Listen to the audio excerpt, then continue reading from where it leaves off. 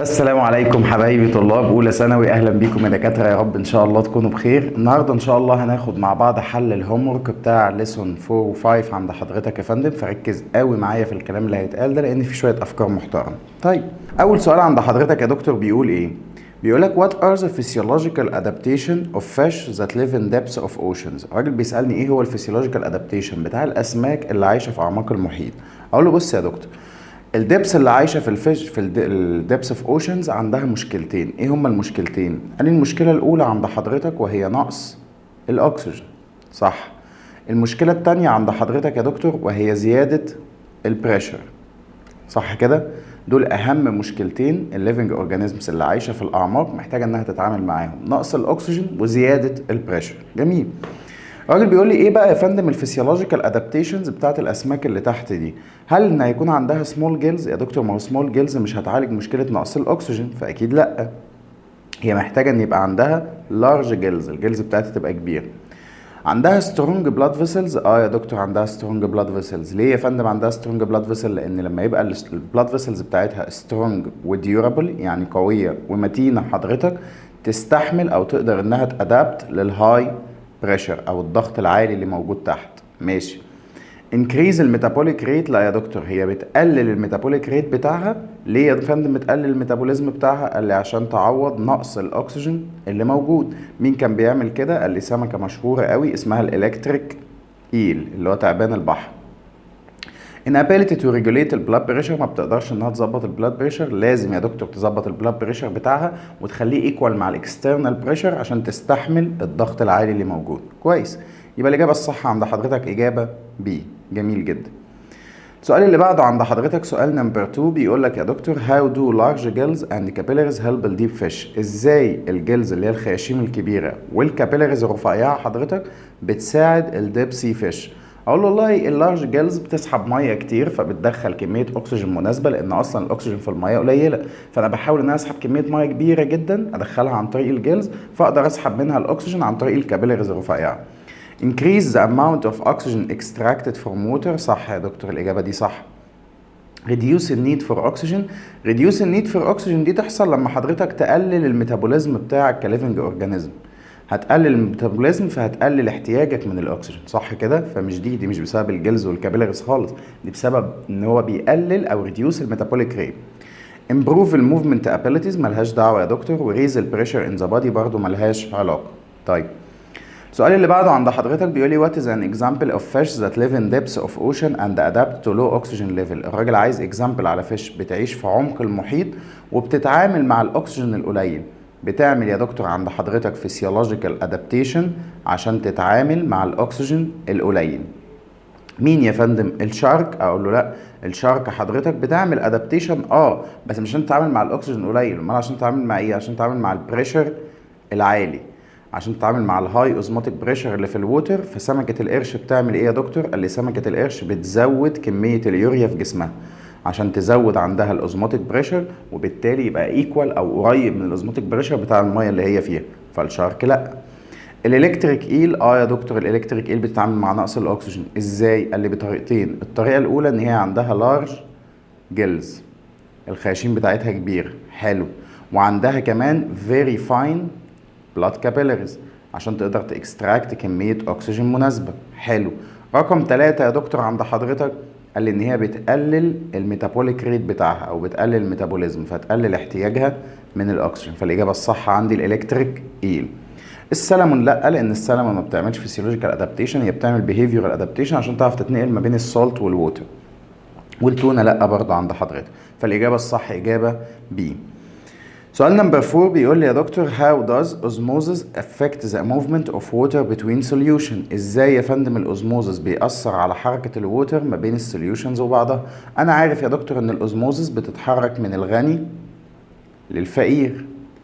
يعني ايه يا دكتور من الغني للفقير؟ يعني من اللي عنده high concentration of water المية بتتحرك وتروح للي عنده low concentration of water، او زي ما كنا بنقول يا دكتور المية بتروح للعطشان. مين يا دكتور العطشان؟ قال لي يا فندم عند حضرتك العطشان هو اللي عنده سولت كتير او ووتر قليل. الراجل ده الميه بتروح له، الميه بتروح له منين؟ من مكان مش عطشان. يعني ايه مش عطشان؟ يعني عنده سولت قليل او ووتر كتير، صح كده؟ فبقول ان الميه بتتحرك من المكان اللي فيه سولت قليل تروح يا دكتور للمكان اللي فيه سولت كتير. يعني من اللي عنده لو اوزموتيك بريشر تروح يا فندم للي عنده هاي اوزموتيك بريشر، من العطش عنده قليل للعطش عنده كبير. فالراجل بيقول لي الووتر موف فروم concentrated solution to diluted one. الراجل هنا بيقول لحضرتك او بيسألك هل الميه بتتحرك من اللي عنده هاي سولت تروح للي عنده لو سولت؟ اقول له لا يا دكتور، العكس. الميه بتتحرك من الدايليوتد للكونسنتريتد. الميه بتروح من الدايليوتد المخفف اللي عنده ملح قليل للي عنده ملح كتير. الاجابه الصح اجابه بي. جميل جدا يا دكتور. السؤال اللي بعده عند حضرتك سؤال نمبر 5 بيقول لي what lead to an increase in osmotic pressure. ايه اللي بيؤدي حضرتك لزياده الاوزموتيك بريشر؟ هقول له والله يا دكتور لما يزيد عند حضرتك الاوزموتيك بريشر ده معناه ان العطش زاد. يعني ايه يا دكتور العطش زاد؟ يعني كمية السولت زادت وكمية الووتر قلت، صح كده؟ قال لي صح. increase in concentration of diluted solution. التركيز بتاع السوليوشن المخفف هيبقى concentrated مش هيبقى مخفف لان السولت فيه زاد. جميل جدا. concentration difference between solution decrease in concentration of concentrated solution. لا يا دكتور، الإجابة الصح إجابة A. حلو. السؤال اللي بعده عند حضرتك يا دكتور بيقول لي how can fish living in low oxygen environment reduce their oxygen need. ازاي حضرتك الاسماك اللي عايشه في بيئه الاكسجين فيها اصلا قليل تقلل احتياجها من الاكسجين اللي هي محتاجاه؟ اقول له بكل بساطه عن طريق انها تقلل الميتابوليك ريت، تقلل عمليه الميتابوليزم اللي جواها. اصل خلي بالك يا دكتور، هو السمك اصلا عايز الاكسجين ليه؟ عشان يعمل ميتابوليزم، ياخد الجلوكوز او الفود يكسره ويجيب منه اكسجين، صح كده؟ قال لي صح. عشان يعمل البروسيس دي محتاج اكسجين. فهو لو قلل الميتابوليزم اللي عنده يا دكتور او قلل معدل الحرق في جسمه هيقلل احتياجه للاكسجين. فاقول له يا دكتور عن طريق انه يديكريز الميتابوليك ريت، يقلل الميتابوليك ريت بتاعه. جميل جدا. سؤال نمبر 7 بيقول لحضرتك what is the semi-permeable membrane in the process of osmosis. ايه هو السيمي بيرميبل ممبرين اللي بيحصل في عملية الاوزموزس؟ اقول له السيمي بيرميبل ممبرين ده بيسمح، هو ممبرين او غشاء موجود فيه فتحات صغيرة بتسمح لبعض الموليكيولز اللي حجمها صغير انها تعدي، لكن الموليكيولز اللي حجمها كبير ما بتقدرش يا دكتور انها تعدي. allow all substance to pass. لا، هو لو بيسمح لكل حاجة تعدي كنت قلت عليه permeable membrane مش semi permeable. طيب allow only water to pass هيسمح للمية بس انها تعدي، ولا allow only concentrated solution to pass، ولا prevent any substance from passing؟ اقول له يا دكتور هيسمح للمية انها تعدي. ليه يا فندم هيسمح للمية انها تعدي؟ لان المية دي very small molecule حجمه صغير جدا، فعشان كده بيقدر انه يعدي. فالاجابة الصح عندك اجابة B. لكن هو لو بيمنع اي مادة انها تعدي كنت هسميه impermeable surface او impermeable membrane. يبقى اللي بيعدي اي حاجة يا دكتور عند حضرتك اسمه permeable، لكن اللي ما بيعديش اي حاجة خالص اسمه impermeable. انت ولا بتتكلم على ده ولا على ده، انت بتكلمني على نوع تالت خالص اسمه semi permeable، والسيمي بيرميبل ده بيسمح بمرور الحاجات بس اللي حجمها صغير. جميل جدا. السؤال اللي بعده عند حضرتك سؤال نمبر 8 بيقول لي how does osmotic pressure affect the water movement. ازاي يا دكتور الاوزموتيك بريشر او الضغط الاوزموزي اللي هو العطش بيأثر حضرتك على حركة الووتر؟ increase the flow of water to less concentrated solution هيخلي المية تروح بشكل اكتر للي عنده concentration اقل او اللي عنده السولت قليلة؟ لا، هي المية بتروح للعطشان، يعني هتروح للي عنده سولت كتير. increase the flow of water to the more concentrated solution هيخلي المية حضرتك تتحرك للمور concentrated، يعني اللي عنده سولت عالي.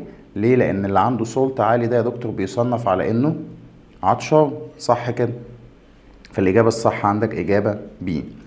how do strong blood vessels help deep sea fish. ازاي يا دكتور السترونج بلاد فيسلز بتساعد الديب سي فيش؟ دي قلناها من شوية انها بتقدر تبقى withstand يا دكتور، يعني تستحمل الهاي بريشر اللي موجود عند حضرتك تحت في الأعماق، صح كده؟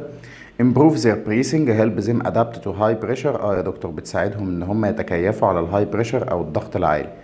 فالإجابة الصح إجابة B. عظيم جدا. السؤال اللي بعده عندك يا دكتوره بيقول لك why are deep sea fish capable of adjusting their blood pressure؟ ليه الاسماك اللي عايشه في الاعماق عندها القدره انها تظبط ضغط الدم بتاعها to withstand with high pressure عشان تقدر تادابت حضرتك مع الضغط العالي؟ اقول له يا فندم to adapt to high pressure in the depths. جميل جدا. سؤال نمبر 11 what is osmotic pressure of fresh water compared to the body of living organism؟ الاوزموتيك بريشر ركز بقى، اوزموتيك بريشر احنا متفقين انها يعني ايه؟ عطش، صح كده؟ اللي هي ايه العطش؟ نسبة السولت كتير او قليل، لو عالي يبقى اوزموتيك بريشر عالي او العطش عالي، لو قليل يبقى السولت قليل او الاوزموتيك بريشر قليل. الراجل بيقول لي الاوزموتيك بريشر بتاع الفريش ووتر مقارنة بالليفنج اورجانيزمز اللي عايشة فيها. اقول له لا يا دكتور، دايما الليفنج اورجانيزم السولت فيها اعلى من المية، ده عشان انت بتتكلم على فريش ووتر، لكن لو بتتكلم على سولت ووتر هتبقى نسبة الملح في المية اعلى. في الفريش ووتر حضرتك السمكة عندها ملح اكتر، صح كده؟ فاقول له كمية الاوزموتيك بريشر اللي جوه الفريش ووتر مقارنة بالسمكة هي اقل. مين اللي اقل؟ الفريش ووتر يا دكتور هي اللي اقل، والسمكه حضرتك او الليفنج اورجانيزم هو اللي عالي، الملح عنده عالي، وبالتالي حضرتك بلاقي يا دكتور الاوزموتيك بريشر عنده عالي. جميل. سؤال نمبر 12 بيقول لي how do multicellular organism adapt to fresh water؟ ازاي حضرتك المالتي سيلر اورجانيزم بيتكيف في الفريش ووتر؟ هو ايه مشكله المالتي سيلر اورجانيزم في الفريش ووتر؟ مشكلته ان هو عنده ملح عالي، والميه اللي حواليه الملح بتاعها قليل لانها فريش ووتر زي ما حضرتك كاتب، فهنا السولت قليل، وعند المالتي سيلر اورجانيزم السولت عالي، فالووتر حضرتك تبدا تتحرك من الملح القليل للملح الكتير، فالليفنج اورجانيزم ده هياخد ميه كتير او هياخد ميه زياده، صح؟ يتخلص بالميه الزياده دي عن طريق مين يا فندم؟ قال لي يتخلص بيها عن طريق الكدني. الكدني حضرتك تخلصه من الاكساس ووتر او الميه الزياده اللي دخلت له من الميه وهو مش محتاجها.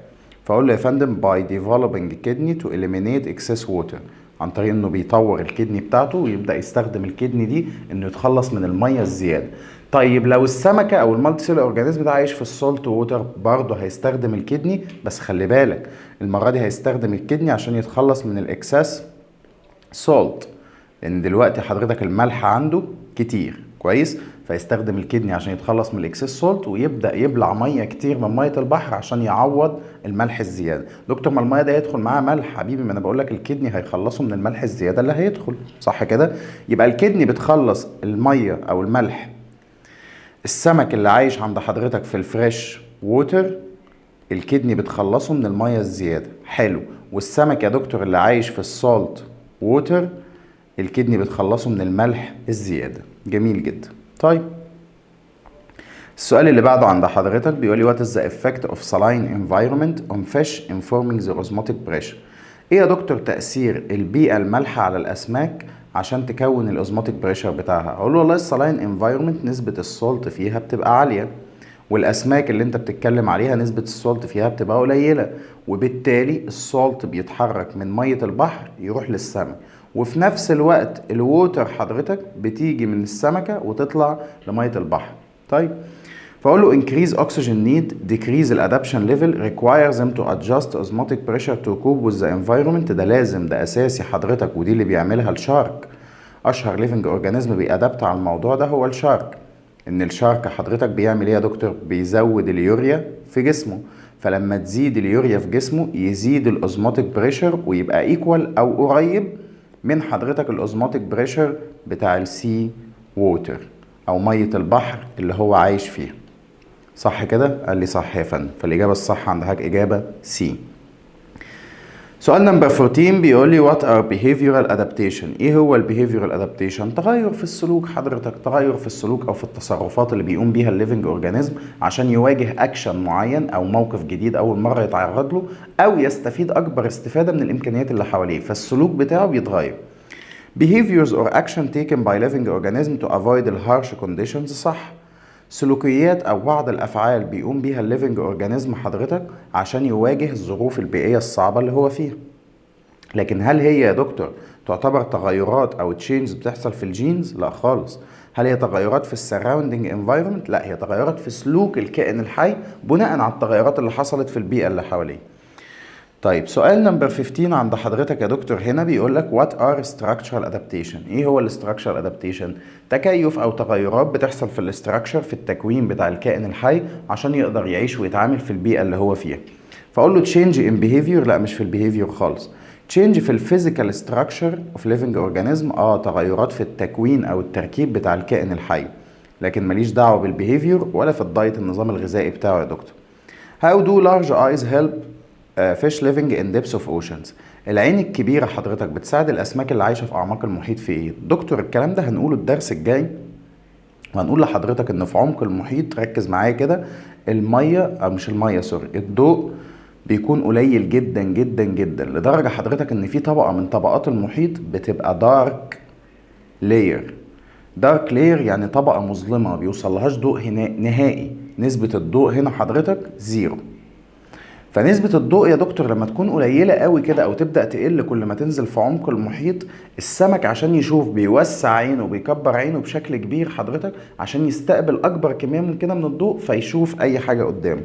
فاقول له هيساعده العين الكبيرة دي انه يعوم اسرع؟ اكيد لا. يتنفس تحت المية؟ لا، لان ده شغل الجلز. سي ان ذا دارك، حضرتك انه يشوف فين يا فندم؟ في الضلمة. اللي بيخليه يعوم اسرع هو وجود الفنز اللي هي الزعانف. يتنفس تحت المية، ده شغل الجلز اللي هي الخياشيم. ريديوس الووتر ريزيستنس، ده حضرتك شغل الميوكس، طبقة الميوكس والسكيلز اللي بتكون على جسم السمكة عشان تخليها ووتر بروف او مضادة للمية. جميل جدا يا دكتور. What is the function of gills؟ الجلز بتعمل ايه؟ لسه قايلين فوق اهي، الجلز بتخلي الليفنج اورجانيزم يتنفس. assist in movement، لا. used for buoyance ان هو الطف ويقرب من سطح الميه، لا برضه حضرتك، لان ده شغل الاير بلادر، صح كده، او السويمنج بلادر. enable extraction of dissolved oxygen، بيسمح للسمكه حضرتك انها تستخلص الاكسجين اللي دايب في الميه، يعني تعمل عمليه بريسنج او تتنفس، صح يا دكتور. assist in excretion ملهاش علاقة بالاكسكريشن. جميل جدا. نروح يا فندم للسؤال اللي بعده عند حضرتك، سؤال نمبر 18. بيقول لي how does temperature affect المارين اورجانيزم؟ ازاي يا دكتور التمبريتشر او درجة الحرارة بتأثر على الليفنج اورجانيزم؟ only change their color، ملهاش تأثير خالص على اللون. affect their activity and vital process، doesn't affect them it only makes them grow faster. طبعا يا دكتور بتأثر على الاكتيفيتي والعمليات الحيوية اللي فيهم، لأن في أسماك بتحب تعيش في مناطق التمبريتشر بتاعتها قليلة، وفي أسماك بتحب تعيش في مناطق أو مية التمبريتشر بتاعتها نسبيا عالية شوية أو دافية، صح كده؟ Why do oceans remain warm after sunset؟ ليه حضرتك المحيط بيفضل دافي حضرتك بعد الغروب؟ بعد الغروب يا دكتور لأن المية بتاخد وقت كبير عشان تجمع الحرارة، تاخد وقت برضو كبير عشان تفقد الحرارة. ليه؟ لأن الووتر دي حضرتك عندها high specific heat، عندها يا دكتور very high specific heat اللي هي السي بتاعتها عالية جدا، وقلنا حضرتك عند الووتر بتساوي 4180 جول بير كيلو جرام دوت كلفن تقريبا، يعني ابروكسيميتلي ال 4180 دول نقدر نقول عليهم 4200 جول عشان كل كيلو جرام في الميه يزيد 1 كلفن، صح كده؟ او يقل 1 كلفن، فانت برضو بتخسر 4200 جول. فكميه الحراره دي بتاخد وقت كبير على ما الميه تخسرها، وده اللي بيخليها حضرتك تفضل دافيه لحد بعد ما الشمس تروح. Because the earth warms them, because water retains heat longer due to chemical reaction, because the sun continue to shine. اقول له لا حضرتك عشان الميه بتبدا انها ترجع الحراره اللي فيها في فتره طويله، زي ما بتجمعها في طول النهار فتره طويله بتخسرها برضو في فتره طويله بسبب فرق او بسبب السبيسيفيك هيت بتاعتها العاليه. Why is water in lakes and river cooler than the air on hot summer؟ ليه حضرتك الميه في البحيرات والانهار اسقع يا دكتور من الهواء؟ ده امتى؟ في الصيف والجو حر. because water absorb heat quickly، لان الميه بتسحب الحراره بسرعه؟ لا خالص، ما بتسحبش الحراره بسرعه. الميه بتاخد وقت كبير عشان تجمع كميه حراره كبيره عشان تزيد 1 كلفن بس، بتساوي 4200، ودي السبيسيفيك هيت بتاعتها. لان الهواء بيتحرك اسرع، ملهاش دعوه يا دكتور بحركه الهواء. because water needs more heat to raise its temperature، لان الميه بتحتاج كميه انرجي اكتر من الهواء عشان ترفع الحراره بتاعتها، لان السبيسيفيك هيت بتاعتها زي ما قلنا 4200 جول بير كيلو جرام دوت كلفن. جميل جدا يا دكتور. ايه هي الحرارة بقى حضرتك؟ قال لي الحرارة a measure of how hot a body is، يعني بنقيس الجسم سخن قد ايه، فدي كده الحرارة. اقول له لا حضرتك، عشان تقدر تقيس الجسم سخن قد ايه او ساقع قد ايه، دي حضرتك بنسميها التمبريتشر، اللي هي درجة الحرارة. درجة الحرارة زادت تزيد 40 39 والله الجسم سخن، نزلت حاجة 37 36 لا الجسم كده كويس مش سخن. تنزل مثلا لحاجة تمسك حرارتها 10 تقول لي الحاجة دي ساقعة، تمسك حاجة درجة حاجة 80 تقول الحاجة دي سخنة. يبقى انت هنا بتتكلم على التمبريتشر مش على الهيت. الهيت هي كمية الانرجي اللي بتتنقل للجسم او بيفقدها الجسم. كويس كده. energy transfer due to temperature difference ولا amount of water ولا type of electrical energy. اقول له حضرتك الهيت هي نوع من انواع الانرجي وبتتنقل نتيجة فرق في الحرارة. يعني ايه؟ يعني انت لو كسبت هيت تزيد درجة الحرارة بتاعتك، خسرت هيت تقل درجة الحرارة بتاعتك. فلو قلت درجة الحرارة معناه ان انت خسرت هيت، ولو زادت درجة الحرارة معناه ان انت كسبت هيت. كويس جدا. سؤال نمبر 22 عند حضرتك بيقول لي what is the unit of measurement for heat quantity. الهيت بتتقاس بايه يا دكتور؟ الهيت بتتقاس بالجول. جميل. what is the temperature. ايه هي بقى درجة الحرارة؟ بص كده amount of heat in system، كمية الحرارة اللي في الجسم.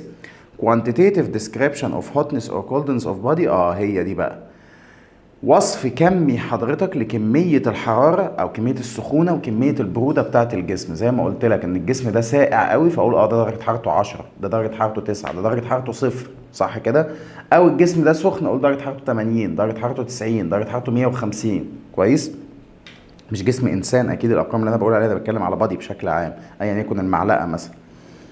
How does thermal energy affect molecular movement. ازاي يا دكتور الثيرمال انرجي بتأثر على الموليكولار موفمنت؟ قال لي والله الموليكيولز على طول حضرتك في حالة حركة. الموليكيولز باستمرار يا دكتور عندها نوعين من الحركة، potential energy ودي حركة أو طاقة الوضع السكون اللي هي فيها، بلس حضرتك kinetic energy ودي طاقة أو انرجي جاية بسبب الحركة بتاعتها. الاتنين دول مع بعض يا فندم بنسميهم الانترنال energy of body او الانترنال انرجي اوف سيستم. الطاقه الداخليه عباره عن potential energy المولكيولز وهي ثابته في مكانها لكن في نفس الوقت بتعمل فايبريشنال موفمنت كده حضرتك، فهي عندها انرجي اسمها potential energy وعندها انرجي اسمها kinetic energy. لما حضرتك بتديها هيت، وركز معايا قوي هنا بقى، لما اجي حضرتك على المولكيولز دي واديها هيت يا فندم، انا بديلها حراره بديلها هيت انرجي يا دكتور، صح؟ مظبوط. فلما بتدي لها هيت انرجي الكاينيتيك انرجي عندها بتزيد وتبدا الموليكيولز تتحرك بشكل اسرع لانها عملت جين لانرجي، فتبدا تبعد عن بعض اكتر والفيزيكال ستيت بتاعتها تتغير من سوليد، لو هي سوليد حضرتك تتحول لليكويد، ولو هي ليكويد يا دكتور تتحول لجاز. صح كده؟ قال لي صح يا فندم. طيب فالراجل هو بيقول لي تاثير الثيرمال انرجي او الهيت انرجي على الموليكيولز موفمنت. اقول له والله الموفمنت بتبدا تزيد، فلما الموفمنت بتبدا تزيد حضرتك بتبدا الفيزيكال ستيت انها تتغير. هل بتقلل الموفمنت؟ اقول له لا غلط، دي بتزودها مش بتقللها. increase their vibration and kinetic energy. اقول له يا دكتور بتزود الفايبريشن والكاينيتيك انرجي عند حضرتك هنا زادت زي ما شفنا. الاجابه الصح اجابه بي. جميل جدا. السؤال اللي بعده يا دكتور عند حضرتك سؤال نمبر 25 بيقول لك يا دكتور when an object gains a quantity of thermal energy. لو في جسم كسب، جين يعني كسب كمية من الهيت انرجي، thermal energy اللي هي الطاقة الحرارية اللي هي الهيت انرجي. what happened to its temperature. دكتور ده سؤال بيزك وسهل جدا. انا لو خدت حرارة التمبريتشر عندي تزيد بس خلاص، اقول له حاجة التمبريتشر هتزيد، خلصنا. سؤال 26 بيقول لي do units of mass 1 كيلو جرام. هل وحدة الماس اللي هي 1 كيلو جرام of different material required the same amount of heat to raise their temperature؟ طبعا لا. يعني الراجل بيقول لك لو انت حضرتك جبت دلوقتي يا دكتور 1 كيلو جرام من الووتر و1 كيلو جرام من الالومنيوم و1 كيلو جرام من الايرن اللي هو الحديد، صح كده؟ هل يا دكتور كيلو الميه وكيلو الالومنيوم وكيلو الحديد حضرتك هياخدوا نفس كميه الهيت عشان يزيدوا درجه حراره واحده؟ لا طبعا، انت كده بتدمر مبدا السبيسيفيك هيت. السبيسيفيك هيت بتختلف حضرتك او هي فيري سبيسيفيك لكل ماده، بتختلف من ماده للتانيه. الميه مثلا عند حضرتك يا دكتور، والارقام دي مش حافظ عليك، الميه رقم الميه بس اللي تعرفه، الميه عندك ب 4180 جول بير كيلو جرام دوت كلفن، دي كميه الحراره، او بلاش جول بير كيلو جرام دوت كلفن، خلينا نقول ان هي 4180 جول دي كميه الحراره اللي الميه محتاجاها. ليه؟ عشان تزيد درجه، او كيلو الميه لان انت بتتكلم على كيلو. الالومنيوم عند حضرتك محتاج تقريبا 860 جول، الايرن عند حضرتك محتاج 450 جول، صح كده؟ فالميه لما تاخد 4180 تزيد درجه حرارتها درجه واحده. الالومنيوم لما ياخد 860 يزيد الكيلو بتاعه درجه واحده. الحديد لما ياخد 450 ياخد درجه واحده. وبالتالي هنا حضرتك كميه الهيت از نوت ايكوال، مش زي بعضها. فاقول له اكيد الاجابه عند حضرتك نو. ليه بقى يا دكتور نو؟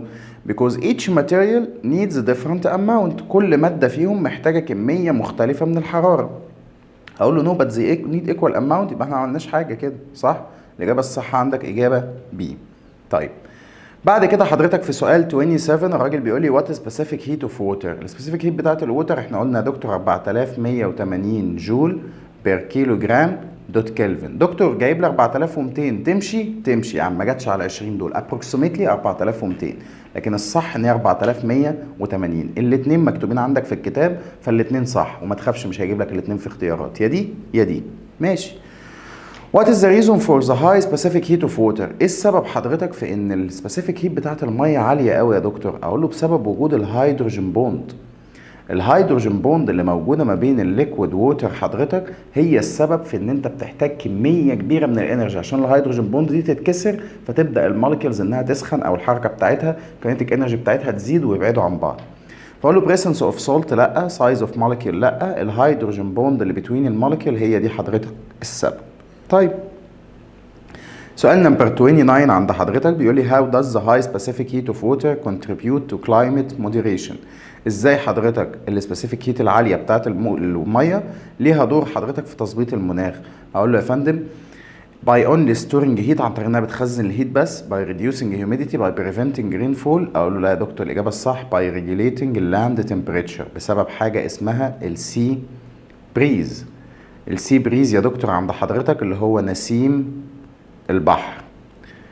ان بالنهار حضرتك درجة الحرارة بتاعت الارض بتبقى سخنة، والبحر الهواء اللي عنده ساقع، فالهواء الساقع بيجي يتحرك من البحر لللاند للارض يا دكتور، فتبقى قاعد حاسس ان انت فريش كده قدام البحر، شوية هواء ساقعين بنسميهم نسيم البحر، فبيظبط درجة حرارة الارض وبالتالي بيتحكم في المناخ. وكنا قلنا يا دكتور ان احنا عندنا هنا في القاهرة درجة الحرارة بالنهار عالية قوي وبالليل ساقعة. هناك في المدن الساحلية لا، درجة الحرارة مش عالية قوي بالنهار. ليه؟ لان هواء البحر بيجي لهم هواء ساقع من عند البحر، لان درجة حرارة الماء بالنهار ساقعة. جميل جدا. نروح يا دكتور للسؤال اللي بعده، سؤال نمبر 30 بيقول عند حضرتك what is the potential impact of climate change on coral reef؟ ايه المردود حضرتك بتاع تغير المناخ على الكورال ريفز اللي هي الشعب المرجانية؟ promote their growth not affecting them causing their death due to temperature change. اقول له يا دكتور الكورال ريفز دي بتموت نتيجة تغير الحرارة، لما درجة الحرارة او التمبريتشر عند حضرتك بتزيد ده بيؤدي للدث بتاع الكورال ريفز. How does the high specific heat of water help maintain stable temperature؟ ازاي حضرتك الهاي specific heat بتاعت المية بتحافظ على درجة الحرارة انها تبقى stable؟ by increase the evaporation، by absorbing solar energy and release it slowly، by reduce the water depth، ولا increase the water environment؟ اقول له يا دكتور انها بتسحب السولار انرجي في مدة كبيرة وتبدأ تطلعها برضو حضرتك في مدة كبيرة، فالتغير في درجة الحرارة ما بيبقاش كبير. سؤال نمبر 32 بيقول لي which marine organism are most affected by temperature change؟ انهي ليفنج اورجانيزم في دول يا دكتور اكتر واحد هيتاثر بتغير الحراره؟ الورم بلادد ولا الاول مارين اورجانيزم؟ اقول له لا الكولد بلادد. دكتور هي ايه حته الورم بلادد والكولد بلادد دي معلش؟ اقول له الورم بلادد ده حضرتك بيمنتين او بيحافظ يا دكتور على درجه حراره جسمه، بيمنتين التمبريتشر. لكن الكولد بلادد يا دكتور بيجيب درجه حراره جسمه من الانفايرمنت اللي حواليه، فكل ما درجة حرارة الجو اللي حواليه تزيد درجة حرارة جسمه يزيد، كل ما درجة حرارة الجو اللي حواليه تقل درجة حرارة جسمه تقل. كويس كده؟ قال لي كويس. سؤال 33 عند حضرتك بيقول لك what is the direct effect of raising temperature on surface water؟ ايه يا دكتور التأثير المباشر بتاع ارتفاع درجة الحرارة على مية السطح اللي موجودة فوق؟ increase the density، decrease the oxygen level، increase the salinity level، increase the water volume. هقول له يا دكتور انا عارف عند حضرتك من درس الدنسيتي ان كل ما التمبريتشر تزيد ايوه يحصل ايه يا فندم؟ تزيد دي اللي هو بعد الفور، ها يعني انا عندي 4 سيليزيوس والتمبريتشر معايا بتزيد، الدنسيتي عند حضرتك يا دكتور بتقل. فاقول له والله لما حضرتك زودت التمبريتشر فوق 4 ده مش هيزود الدنسيتي، بالعكس ده يا دكتور يقلل الدنسيتي. طيب هل حضرتك زيادة ارتفاع درجة الحرارة ده يقلل كمية الأكسجين؟ أقول له يقلل كمية الأكسجين، لأن السولوبيليتي بتاعت الجازز كانت بتقل مع ارتفاع درجة الحرارة. بزيادة التمبريتشر السولوبيليتي بتاعت الأكسجين والكربون دايوكسيد في الووتر حضرتك كانت بتقل، فأقول له ده يقلل كمية الأكسجين. حصل يا دكتور. هيزود السالينيتي أو هيزود نسبة الملح حضرتك؟ أقول له لا يا دكتور، ما يزودش السالينيتي ولا نسبة الملح عندك، ملوش علاقة. اوكي، قال لي طيب ماشي. فالاجابه الصح عندك يا دكتور هي اجابه بي. ماشي.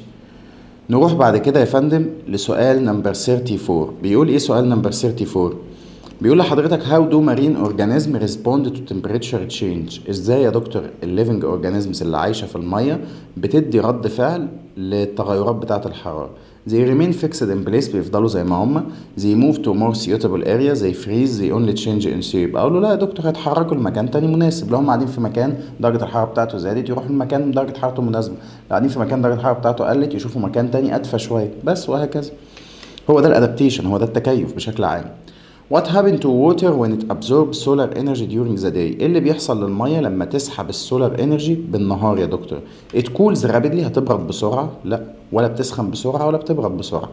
it release energy slowly at night، يا دكتور تبدا تخرج الانرجي دي بالراحه وببطء بالليل. completely evaporates، يعني البحر بيتبخر بالكامل؟ لا يا دكتور مستحيل. it freeze، بتتجمد لما بتاخد حراره بتتجمد؟ اكيد برضو لا. فالاجابه الصح اجابه بي. What is the effect of lower ocean temperature on marine life؟ تأثير المحيط أو درجة حرارة المحيط القليلة يا دكتور على الكائنات البحرية.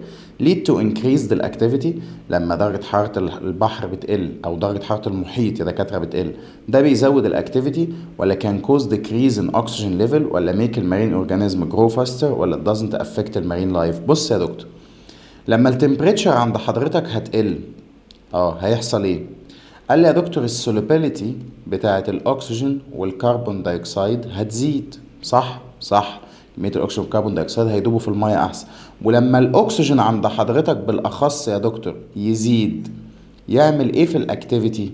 تقول لي يا دكتور بيزود الأكتيفيتي، بيحسن الريسبيريشن فيحسن الميتابوليزم فيحسن الأكتيفيتي. يبقى لما درجة الحرارة تقل الاكسجين في الميه السوليبيليتي بتاعته تزيد، وبالتالي لما الاكسجين يزيد الاقي ريسبيريشن احسن فالميتابوليزم احسن فالاكتيفيتي احسن. فاقول له حضرتك هل ده يا دكتور هيبقى سبب في زياده الاكتيفيتي؟ اقول له ده سبب في زياده الاكتيفيتي. وخلي بالك من السؤال ده لانه سؤال مهم. طيب How do thermal change affect المارين migration؟ ازاي حضرتك تغيرات الحرارة هتأثر على هجرة الكائنات الحية؟ They increase المigration، limit المigration، make migration easier. أكيد حضرتك هتزود المigration زي ما بيحصل كده عند حضرتك في سمك السلمون. بس السلمون بيتنقل عشان يخلف ولو درجة الحرارة زادت يعني الوضع اللي هو فيه مبقاش مناسب هيتنقل، هيهاجر من مكان لمكان تاني. مش شرط من فريش لسولت ووتر، بس لو انا عايش في مكان درجة حرارته زادت او قلت هدور على مكان تاني درجة الحرارة بتاعته مناسبة لجسمي ومناسبة للعيشة بتاعتي. كويس كده؟ مفهومه النقطة دي يا دكاترة؟ قال لي مفهومه يا دكتور، ما فيهاش اي مشكلة. لغاية هنا يا فندم يبقى هوم ورك ليسون 4 و5 خلص مع حضرتك، واتمنى نكون قفلناه بشكل كويس جدا. اشوفك على خير الفيديو اللي جاي. سلام.